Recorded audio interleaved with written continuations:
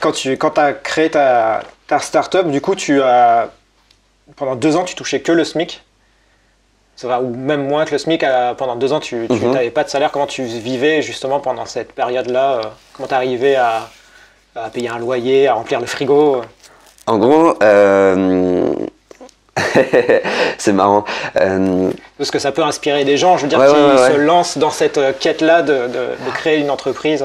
En gros, on gagnait. Alors attends, hein, pardon.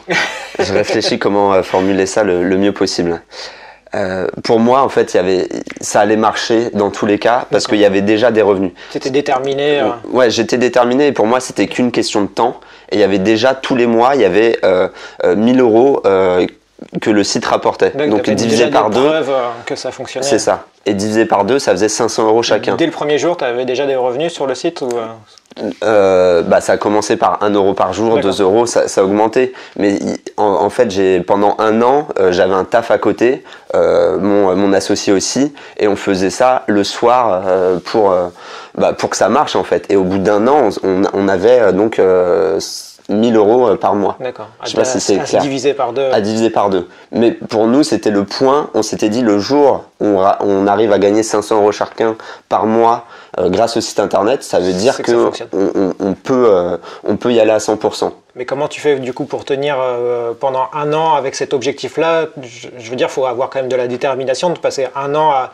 essayer d'aller dans une quête. Tu n'es pas sûr que ça arrive finalement? Franchement, je sais. Pour moi, j'étais. T'étais sûr en fait? Il n'y avait pas de question. En fait, très rapidement, on voit l'évolution. Tu avais déjà peut-être des exemples de gens qui avaient réussi ou... Mais c'est surtout en fait, on se rend compte au bout de 1 mois, 2 mois que les revenus augmentent. Ouais. Après, tu traces une ligne et puis tu te dis, ça y est, ça va. C'est à peu près ça. Hein. Et on se dit, comment faire plus? Comment aller toucher plus de gens? Comment trouver des clients, etc., etc. Et au final, on grimpe, et puis ça évolue. Après, ça prend du temps, effectivement. Mais moi, j'étais pas plus pressé que ça. Je travaillais en agence web.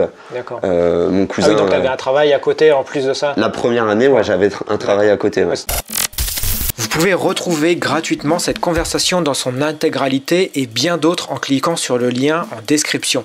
Des conversations pleines de clés pour améliorer vos projets ou votre entreprise. On se retrouve tout de suite de l'autre côté, mais surtout, restez déterminés à réussir. Salut!